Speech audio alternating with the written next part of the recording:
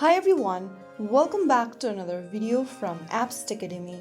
Today in this episode, I'm going to show you how to change language on Photomath application using your mobile device or your Android tablets. First of all, launch open Photomath application on your device and from the main home screen, click on the three horizontal menu button at the top left. Here in the expanded menu, you will see a language option. Tap on that.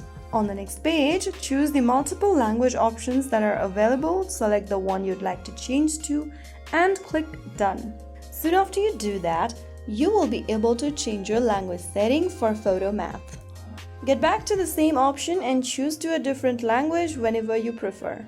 If you found the video helpful, don't forget to like, share, and subscribe to the channel. I will be back again in the next episode. Thanks for watching.